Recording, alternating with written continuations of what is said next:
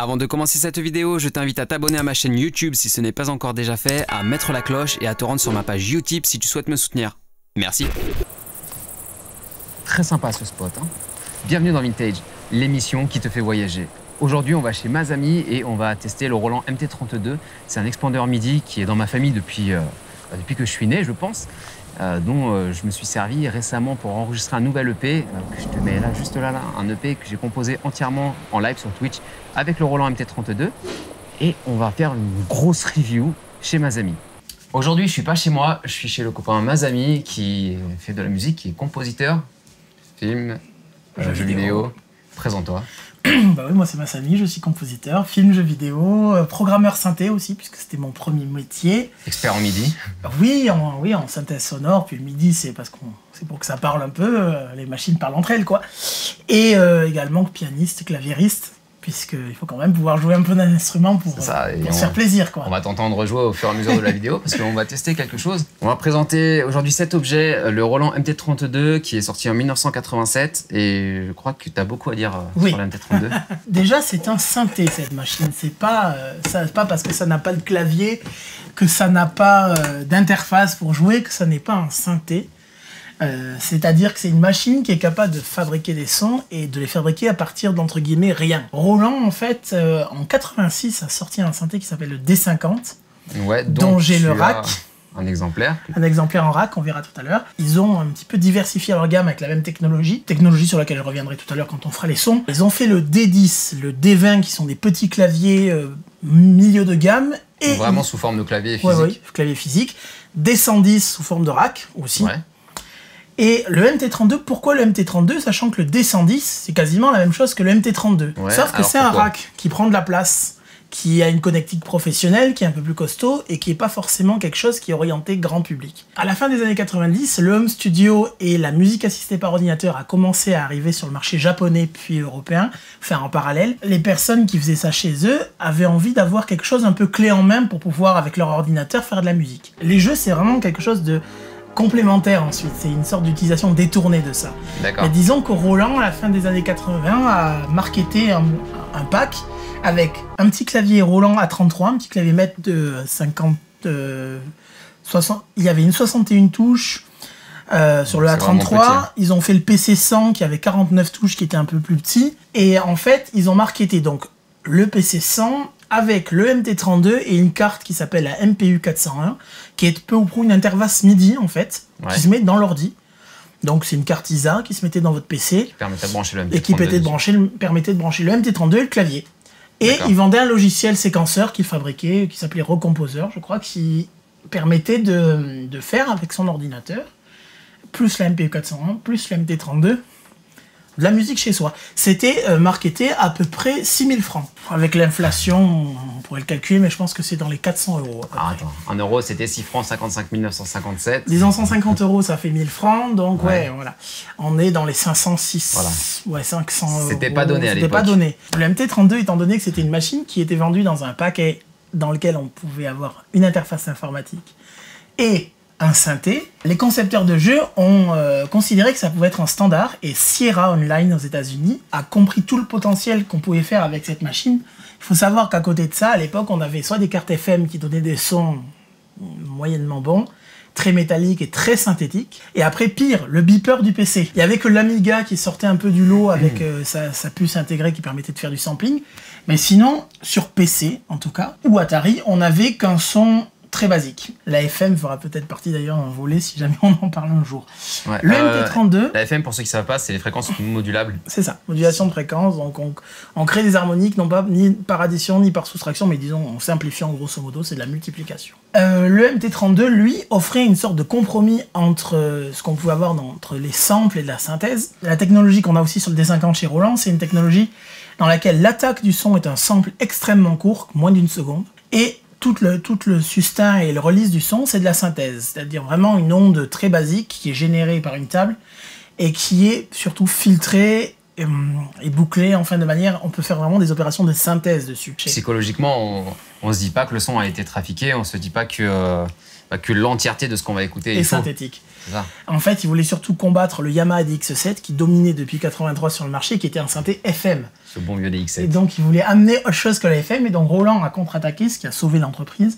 Et a sorti le D50 et a sorti également le MT32, le D10 et le D20. D'ailleurs, moi, ça m'arrive souvent, quand je fais des prods musicales, de combiner le MT32 et le DX7 ensemble. On a autre chose aussi. On a un petit boîtier, là. Voilà. Explique-nous ce que c'est. Alors, ce petit boîtier, c'est un petit boîtier qui permet de faire quelque chose qui est très difficile à faire, mine de rien, sur l'interface très basique du MT32. Le MT32 est une machine qui a été, comme je le disais précédemment, conçue pour travailler avec l'ordinateur. C'est-à-dire que pour changer de son, il faut appuyer sur plusieurs boutons à la fois et tourner cette molette qui est absolument pas précise. C'est vraiment hyper galère de choisir un son dans le MT32. Voilà. Et du coup, j'en avais marre de galérer. Et donc, je t'ai demandé de me faire un petit boîtier. Donc, c'est ta conception. C'est toi qui l'as fait. C'est une boîte qui envoie un message MIDI qu'on appelle Program Change, qui est en fait un message que le synthé comprend pour changer de son. Et donc, de 0 à 127, donc 128 valeurs. Et en fait, lui, c'est très simple. Hein, le petit boîtier, il y a un canal MIDI sur lequel on émet, il y en a un parmi 16. Et ensuite, sur ce canal-là, on émet un message qui porte un numéro. Et ce numéro va être compris par le MT32 comme étant un changement de son. Et ça permet de faire défiler les sons avec des flèches beaucoup plus facilement que si on avait, on doit utiliser ce bouton-là, Sound, groupe d'abord pour choisir, tourner, puis Sound pour retourner, il y a 4 manips à faire. Dans le MT32, les sons, et comme beaucoup d'autres synthés, j'imagine, les sons sont placés par groupe, donc tu as les basses, tu as tes violons, tu as tes guitares, etc., tout est dans les groupes. C'est quand même typiquement Roland de classer par groupe. C'est Roland qui fait tout ça? Ouais. C'est vraiment typiquement Roland. En même temps, j'ai touché qu'à du Roland.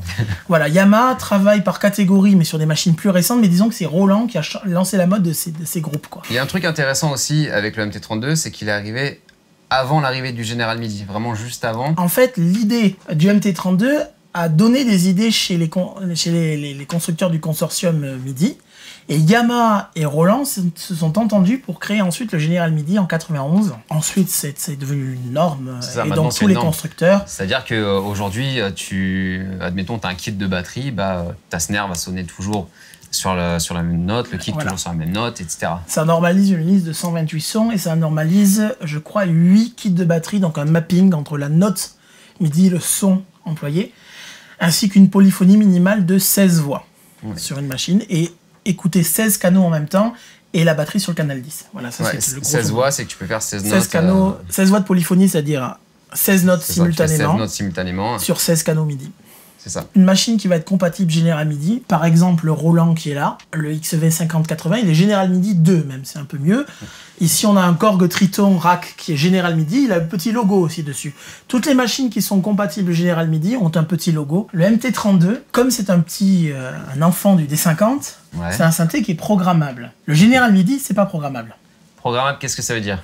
Ça veut dire que c'est un synthé sur lequel, comme je disais au début, on peut créer ses propres sons à partir de rien. Donc c'est un synthé, si on a envie, on peut effacer la moitié de la mémoire. Il y a une zone utilisateur qui prend la moitié de la mémoire. L'autre zone, c'est une zone ROM qu'on ne peut pas effacer.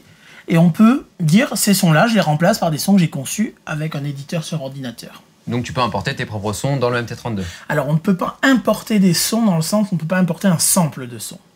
Par contre, on peut importer toute une liste de paramètres qui vont constituer la manière dont un son est fabriqué. Sur les synthétiseurs avant, les synthétiseurs analogiques ou numériques au début de l'ère du numérique, tous les réglages se faisaient en façade et on n'avait pas la possibilité de les sauvegarder parce qu'il n'y avait pas de mémoire. Donc il fallait dessiner ou faire une photo du panneau avant. Là, c'est des synthés qui ont une mémoire, ça veut dire que les paramètres ils sont plus accessibles par le panneau avant ou de manière très difficile avec des combinaisons de touches où il faut appuyer avec 5 doigts d'un et 5 doigts de l'autre. Maintenant, c'est tout sur l'ordi. Et en fait, vu que c'est un modèle qui a 30 ans. C'est ça, parce que le D50, lui, on peut le programmer en façade, sans problème. Vu que ça, c'est un appareil qui est marketé pour le marché de l'informatique, comme on l'a dit tout à l'heure, par contre, il y a un protocole qui est une extension du MIDI, qui s'appelle System Exclusive, qui est une zone libre. C'est ça, en fait, c'est une partie des messages MIDI dont n'est codifié que l'entête et le bit de fin. Et entre ces deux, on fait ce qu'on veut. Inconvénient du MT32 par rapport au D10, au D110, qui est à la même structure, c'est que le MT32, lui, n'a pas de mémoire sauvegardée. Ça veut dire que quand on l'éteint, tout s'en va. Même les paramètres de base, admettons, on démarre le MT32, par défaut, il n'est pas en 440 Hz. On le règle pour se mettre en 440, on joue et tout, on redémarre le MT32, il n'est plus en 440 Hz. Il faut régler ça. En fait, à chaque redémarrage, il efface tout, il n'a aucune mémoire. C'est ça. Il n'y a pas de pile de sauvegarde à l'intérieur, contrairement à ses grands frères. Et alors, ça, le MIDI Program Changer, c'est son nom. Voilà. Où est-ce qu'on peut le retrouver? Si jamais quelqu'un en veut un, comment ça se passe? Alors, Ça, c'est vrai qu'au départ, c'est un modèle unique que j'ai fabriqué. C'est un prototype, ça. C'est le prototype. 2 options. Donc, si jamais ça vous intéresse d'en avoir un... Dis tu. Moi, je tutoie les... Ah oui. Bon, si ça t'intéresse d'en avoir un MIDI Program Changer comme celui-ci, tu peux m'envoyer un mail. Je ne fais pas ça professionnellement, c'est-à-dire je ne l'en distribue pas. Voilà, ça sera en bas. Voilà, dans ma page contact de mon site, voilà, tu peux m'envoyer un mail. Et en fait, c'est pas quelque chose que je distribue et que je fais en série parce que mon métier principal, c'est quand même de faire de la musique. Mais si jamais tu as besoin d'être dépanné, que c'est une machine que tu ne peux pas trouver ailleurs parce que ton clavier maître, par exemple, est incapable d'envoyer des programmes change correctement, je peux t'en faire un moyennant le prix des composants. Alors, il faut savoir que Roland en a fabriqué un dans les années 80, pareil, avec le MT32. Mais il est désormais, et qui ressemble à une petite calculatrice d'ailleurs. Il est introuvable, quasiment introuvable. Tu nous fais écouter quelques sons du MT32 ? Ok. Histoire qu'on voit un petit peu comment tu joues. Tu nous fais d'abord écouter des sons d'origine ? Voilà, donc ça c'est le son. Alors du coup, il faut que je les charge, les sons d'origine. Moi j'ai mes préférences sur les sons, parce que j'ai exploré le MT32. Et je sais qu'il y a quelques sons que j'adore. Ça, c'est le son de piano d'origine du MT32. Tu verras que en fonction du son, vu qu'il n'y a pas de son de piano mémorisé à l'intérieur, pas d'attaque de piano, ça va sonner plutôt comme un piano électrique. Ouais, il est pas terrible leur son.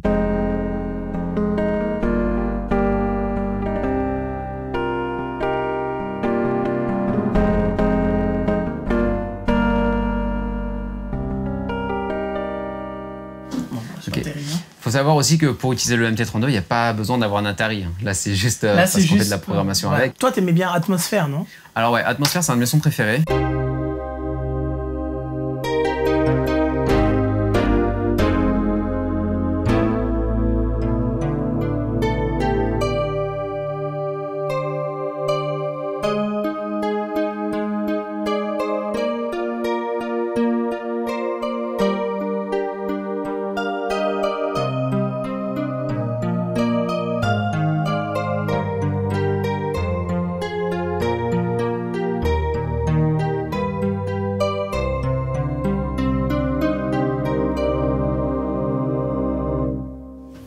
C'est bizarre de l'entendre parce que moi je suis habitué à l'atmosphère du D50 maintenant. Ouais, on comparera après si tu veux. Ouais. Ça peut être intéressant pour la vidéo. Il y a un autre son que j'aime beaucoup, c'est Soundtrack. Alors Soundtrack, il me semble qu'il y a la quinte, c'est celui du juste avant. Il y a la quinte déjà intégrée.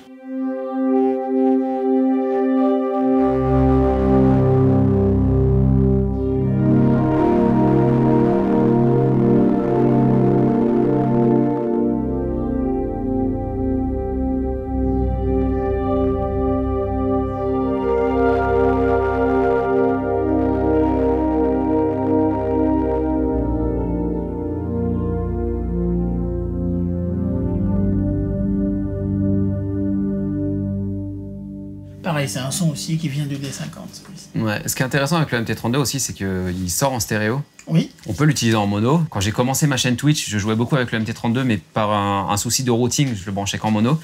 Et en fait, quand je l'ai branché en stéréo, j'ai redécouvert les sons. On a quand même un petit contrôle sur la reverb et sur les effets qu'il y a là-dedans, mais on n'a pas non plus une grande marge. Tu nous refais écouter un ou deux sons du MT32 d'usine, et puis après, si tu veux faire écouter des sons à toi. On peut aller dans la deuxième partie des presets, c'est-à-dire la banque de presets, elle se divise en deux parties en fait. La première partie, c'est de 0 à 64. C'est celle qu'on ne peut pas enlever. Et celle-ci, c'est celle qu'on peut remplacer. Et c'est là où il y a les sons les plus bizarres. Par exemple, je peux vous faire écouter le son que j'estime être le plus moche du MT32. Te faire écouter. Alors, moi, pour moi, c'est pas celui-là le plus moche. C'est lequel pour toi le plus moche? C'est Funny Vox. Funny Vox. Ouais. Bon, là, je fais exprès de jouer mal. En vrai, on peut jouer des trucs jolis.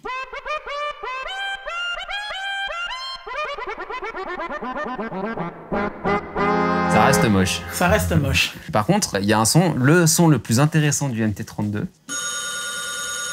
Alors là, c'est juste une attaque de téléphone minuscule. Excusez-moi, Oui. Alors, téléphone a permis quand même de faire un son très bizarre. Ouais, lequel? Ouais. Ça, c'est le même que le téléphone, en fait, qui est plus long avec une enveloppe de pitch. Qui lui, je l'utilise jamais, je l'aime pas. Alors, je l'ai entendu qu'une seule fois, moi, dans un jeu dans lequel le gars, il se prend un coup sur la tête. On entend ça. Ah ouais, c'est vrai qu'en se prenant un coup sur la tête, ça peut... C'est vrai. Ça fait ça. Mais c'est le son... ça s'appelle Water Bells.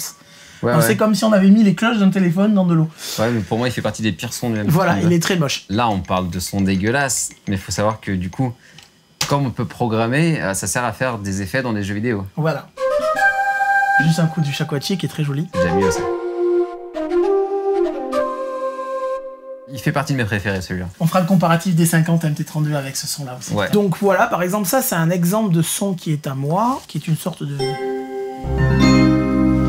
atmosphère améliorée, en fait. Hein. Ouais, j'adore celui-là.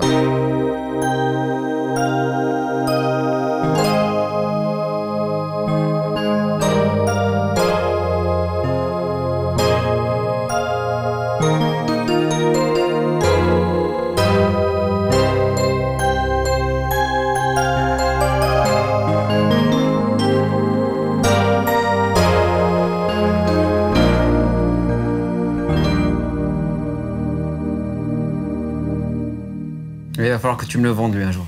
Ça, c'est un bruit que j'ai récupéré dans un jeu vidéo et que j'ai modifié. Qui est un gros tir de canon, en fait. Et dans sa structure, il utilise l'attaque d'une grosse caisse, l'attaque d'une caisse claire et du bruit blanc. Et après, le reste, c'est de la synthèse. C'est intéressant. Bon, après, c'est vrai que comme ça sonne pas trop canon. Faut s'imaginer avec un canon dans un jeu vidéo. Avec l'image, ça passe. Ouais, avec l'image, oui. Il faut se imaginer dans les années 80 aussi. Un autre exemple, c'est un loup. Par exemple, ça aussi, ça vient d'un jeu vidéo. Il me semble que ça vient d'un jeu vidéo Sierra, d'ailleurs, que j'ai récupéré ce son-là. Je crois que c'est dans King's Quest ou quelque chose comme ça. C'est un peu plus aigu. Alors, on peut voir que le MT32, et ça c'est intéressant aussi, on peut changer l'échelle de gamme. C'est-à-dire qu'on peut travailler en microtonal, si on veut. Là, si je monte la gamme chromatique habituelle, hein, on entend qu'il y a un tout petit décalage minuscule. Ouais, vraiment minime. Très très minuscule. Quelques centièmes. En fait, on l'entend entre la première note du clavier. Et en fait, le keyboard scaling, là, la manière de... Donc, il est réglé au minimum, à 1, en fait. Ce qui signifie qu'en fait, il est au minimal. Ça veut dire que toute la gamme chromatique, une gamme chromatique normale, est étalée sur tout le clavier de 88 notes. Ouais. Là, j'ai un 76, donc c'est... Voilà. Le moteur de jeu, le moteur MIDI du jeu, des fois se réserve un canal, souvent le 8, pour les bruitages, ce qui signifie qu'en fait, il garde 2 à 7 pardon, pour la musique, puisque le canal 1 par défaut, il ne sert pas. Ça, c'est Roland qui a choisi ça parce que des fois, le MT32 était utilisé avec un piano numérique. Ouais, je voulais venir justement au fait que le canal 1 sur le MT32 n'est pas par défaut. Par défaut, il n'y est pas. Il faut faire une petite manip à chaque redémarrage pour transposer les 8 canaux à partir du premier. Et en vérité, quand tu changes le global, tu peux mettre tout sur le canal 2 si tu veux. Enfin. Ça a été aussi utilisé pour servir en plus d'un instrument qui serait l'instrument lead, un piano numérique, un module de piano. Donc lui, par exemple, il ferait les rythmiques. Il ferait les rythmiques et tout le reste. Et le son, par exemple, les synthés, le lead qui serait sur un synthé comme le roulant analogique, le JX8P, etc. Le JX10, eux, ils ne jouent que sur le canal 1, par exemple. Masami, ce qu'on va faire, on va comparer les sons du MT32 et du D50. C'est ça. D50 ou D550? Ben moi, c'est le D550, c'est le rack, mais c'est le même que le D50 qui est le clavier. On commence par quel son? Eh bien, on va faire le son Fantasia, qui s'appelle Fantasy sur le DC. Ouais, très bien. C'est le numéro 33 dans le MT32. Il est déjà chargé. Alors...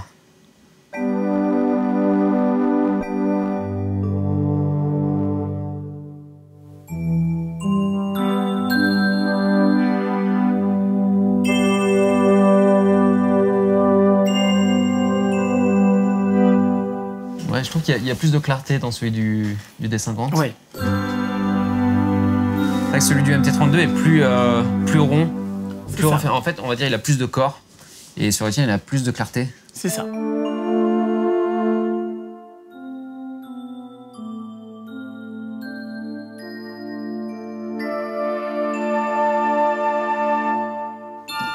Très intéressant.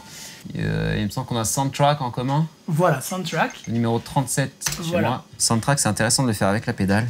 Oui. Ouais.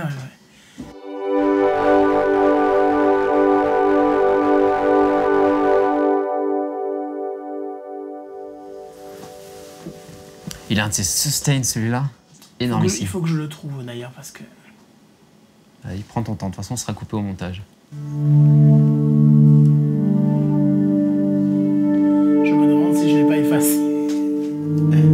Ce serait bête. Non, c'est bon, je l'ai. C'est bon, je l'ai. Je l'ai. Fais-nous écouter ça.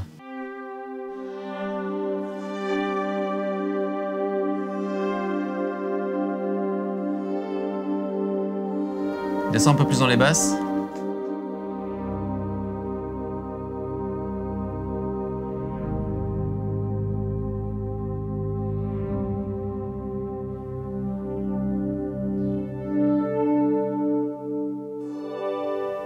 Ils sont assez similaires, hein, les deux. Oui. Alors, on a Atmosphère. Alors, Atmosphère, il est juste après, moi, c'est le 38.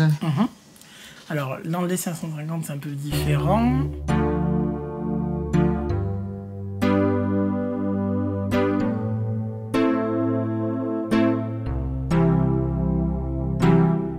Alors, sur le D550, il s'appelle Nylon Atmosphère, mais c'est la même idée.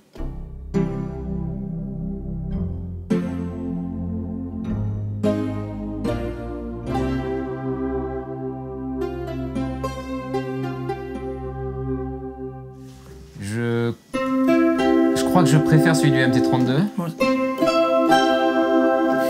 temps, c'est pas mal. Il est plus doux pour le coup, celui-là. Ouais, c'est ça. Ouais. Il est beaucoup plus doux sur le D550, D50. Mais ouais, je préfère celui du MT32.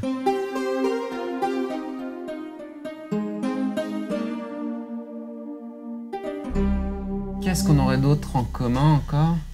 Alors, je vais regarder. Tiens, dans la première. Est-ce que les Ecobell ou Ecopan, tu les as? Non. Ecobell peut-être, Ecopan non. Ecobell, je l'aime bien. Je vais regarder parce que vu que j'ai effacé certains sons dans le D50 pour pouvoir faire de la place pour mettre des sons à moi. Oui, parce que toi, si t'effaces, c'est définitif. Contrairement au MT32 où on redémarre et... Ah oui, ça c'est sûr. En fait, j'ai une partie qui est sur une carte mémoire et une partie qui est à l'intérieur et les deux, c'est des trucs qu'on peut effacer. Alors moi, le Ecobell, c'est un son que j'adore. Le problème, c'est que sur le relâchement, il y a une petite cloche que j'aime pas du tout. Genre, tu vois, ça, j'adore. Et quand tu relâches... Alors la petite cloche, c'est la même. Hein. Ouais. Alors, tu vois, avec l'éditeur, ça, on peut le virer. Ah, on peut enlever la cloche? Mais il faut l'envoyer à chaque fois. Ah ouais, ça m'arrangerait de ne plus avoir la cloche. On peut le faire, le son. On a un petit marimba. Très rolandesque, d'ailleurs. Ouais, et il me semble que t'en as un, toi aussi. Oui. Donc, il est plus sec. Ouais, c'est ce que je veux dire, ouais. Il y a plus de sustain sur le mien.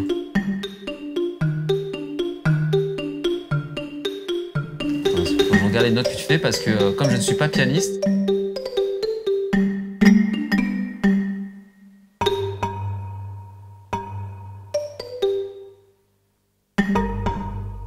Vas-y, on va voir.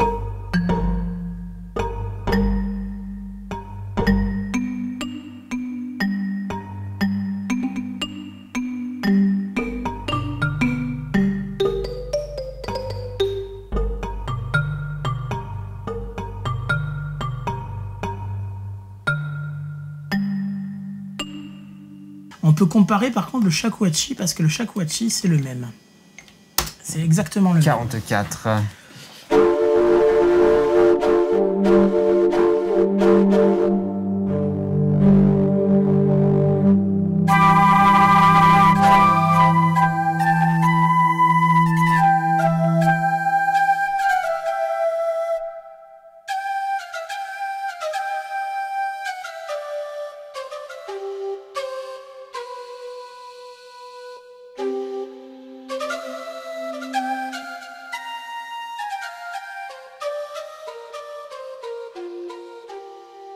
C'est vrai qu'il a l'air assez similaire.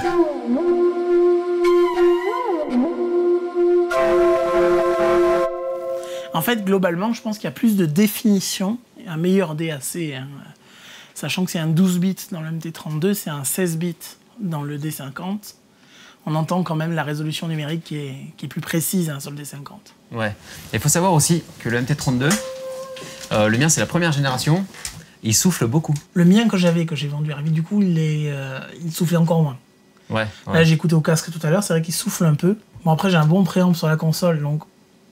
Bah, moi, ce que j'avais fait, là, depuis, j'ai changé mon routing, je le branche directement en sortie sur mon entrée de console. Mais ce que j'avais fait quand je faisais mes live Twitch, je le branchais sur mon préampli à lampe que je renvoyais dans un EQ, dans un compresseur et ensuite dans la console. Et du coup, là, je sentais vraiment tout le souffle qu'il y avait. Après, parce que j'ai du matériel analogique, donc ça stackait le souffle. Oui, forcément. C'est normal, mais tu fais le gain staging du souffle. Voilà, c'est ça. Mais du coup, maintenant que je branche directement sur la console, c'est vrai que j'ai beaucoup moins de souffle. En fait, il y a un truc, il y a aussi du bruit numérique. C'est pour ça que quand on l'utilise en studio, moi, je conseille de le mettre au volume maximum. Parce que le réglage du volume, il est numérique sur le MT32. Ouais. Et le réglage du volume, il se fait par décalage de bits. Il ne se fait pas du tout par amplification, par un calcul matriciel. Il se fait juste par un décalage.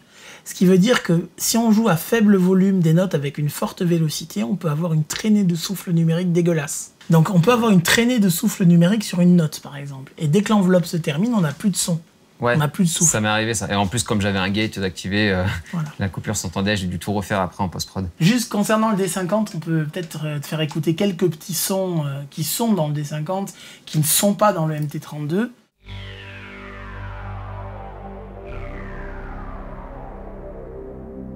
C'est intéressant. Et alors, c'est une vidéo consacrée au MT32. C'est pas exclu qu'un jour je revienne pour faire un truc sur le D50.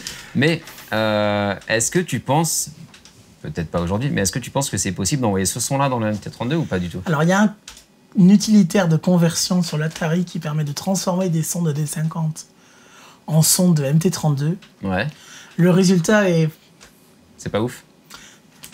En fait, quand les PCM existent c'est-à-dire les petits samples existent à l'intérieur du D2, le son est à peu près pareil.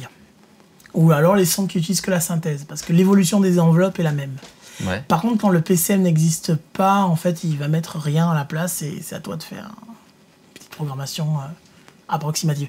Disons que ça fait 90% du travail et que les 10% qui restent, il faut les faire à la main, quoi. Ok, alors justement, tant qu'on parle de programmation, est-ce que tu voudrais bien nous montrer comment on crée un son ou comment on modifie un son? Oui, bien sûr. Alors tu modifies quoi là? Tu fais quoi? Là, je change l'attaque du son, donc je vais le transformer en nappe. Donc ça va faire une attaque lente, un petit release, un sustain et surtout un decay très long. T'as modifié lequel? L'attaque. Là, j'ai changé l'attaque de l'enveloppe du volume.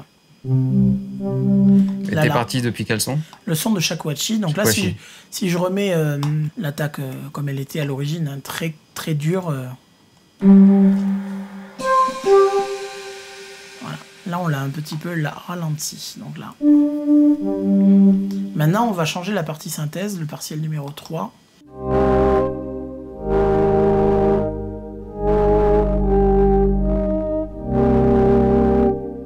Là, pareil, le filtre, je vais le toucher pour qu'il soit beaucoup plus brillant, le son. Et mon attaque, je la trouve vraiment trop longue, le volume de l'attaque. Donc là, j'ai raccourci le volume de l'attaque, mais j'ai quand même gardé le filtre. Donc on va avoir un son qui va être sourd et qui va progressivement devenir brillant. Là, ça change. Ça change. Maintenant, on peut même l'exagérer. Là, ça va mettre un certain temps à devenir brillant.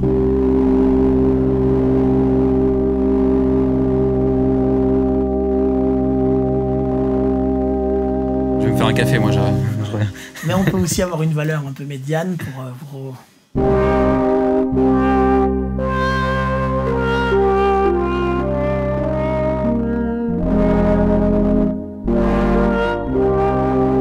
maintenant, je peux remettre le souffle, en fait, qui est un PCM. Tu peux lui mettre une petite wah-wah, du coup, en faisant ça. Oui, alors je pourrais soit faire qu'un LFO, c'est-à-dire un oscillateur basse fréquence, qui va moduler le filtre, qui va faire moins, ou alors avec l'enveloppe en dessinant un triangle. Donc là, je rajoute un peu mon souffle, en fait, qui lui va se taire tout de suite, juste pour avoir un souffle. Donc ça va être très simple, ça va être juste un piouk. Ouais, effectivement, juste sur l'attaque.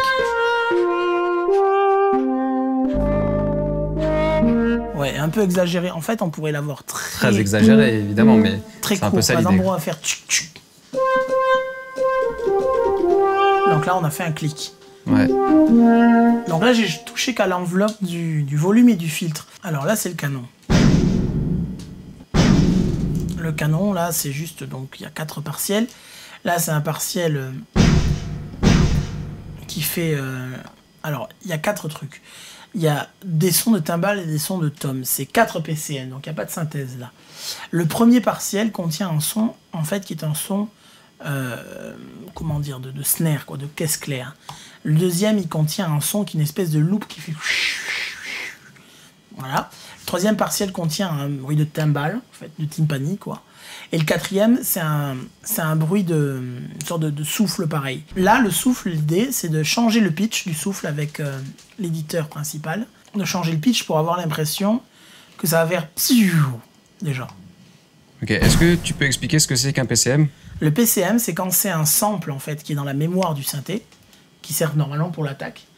Et la synthèse, quoi, ce qui est S, marqué S dans l'éditeur, c'est du son de synthèse, qui n'est pas un sample, en fait. Donc là, j'ai fait un psiou. Là, la petite loupe qui est là, en fait, elle part vers le bas. Donc on a changé le pitch. En fait, ce que j'ai fait, c'est que j'ai modifié la hauteur de la note dans le temps. C'est-à-dire que j'ai changé l'enveloppe pour que ça devienne de plus en plus grave. Ça part de très haut et ça descend très bas. Voilà, là, il y a un son de timbalet. Là, je garde que la... Voilà, pour faire donc du son de canon, je vais essayer de faire un espèce de kick un peu destructeur, quoi. Voilà. Il y a un truc qui est très intéressant aussi, c'est qu'il y a une touche là, qui permet de comparer le modifié, l'original. Là, c'est le modifié. Ça, c'est l'original. Et là, je vais faire l'inverse, en fait. Lui, je vais le faire monter complètement. Mais qui va prendre du temps à l'attaque. Et vu que c'est un snare, on va changer aussi la truc de volume. Et ensuite, le dernier partiel, je vais aussi le transformer de la même manière.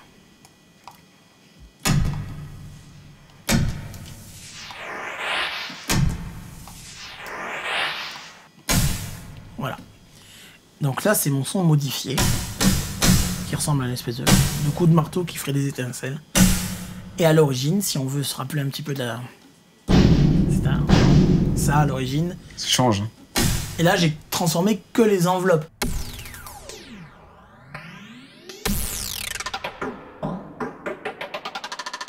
Alors là, le fait que ça descende, voilà, ça c'est ma...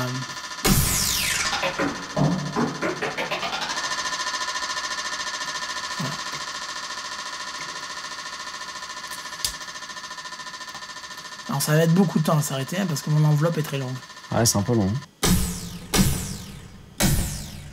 Voilà. Là on se dirait plutôt en feu d'artifice, mais en vrai... On peut carrément faire de la techno.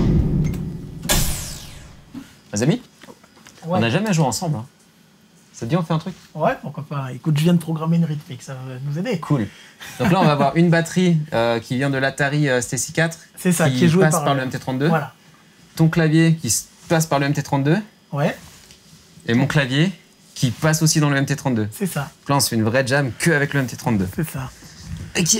Alors, il va falloir trouver des notes. Moi, je pensais partir sur un truc dans ce genre-là.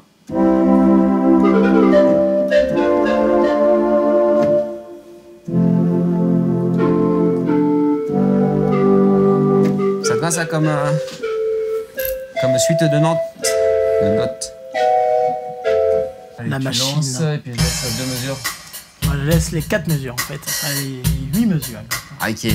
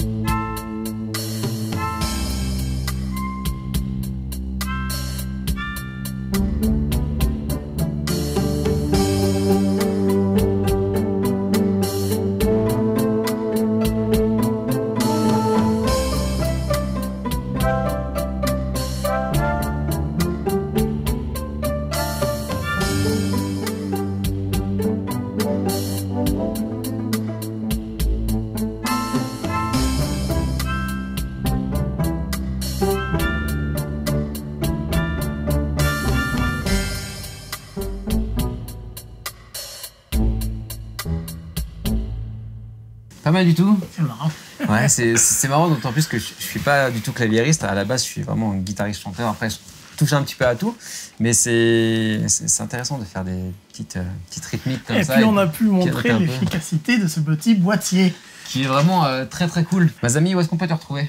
Bah écoute, mon réseau principal, c'est le Instagram. C'est vraiment le principal sur lequel je suis le plus actif. Et puis de là, tu pourras retrouver, je sais pas, moi j'ai la page YouTube, bon, je mets quelques vidéos, mais c'est pas hyper actif. Après, les réseaux style Deezer, enfin les plateformes de musique sur lesquelles vous pouvez me retrouver également, toi tu pourras, mais également le public pourra le faire. Écoute, je te remercie de m'avoir accueilli ici dans ton super studio qui n'a pas de nom. Ouais, fais de la musique. Et puis voilà, c'est toujours un plaisir et c'est pas exclu qu'on se recapte un de ces quatre pour tester d'autres matos parce que t'as plein de trucs. Faire les racks. Donc voilà.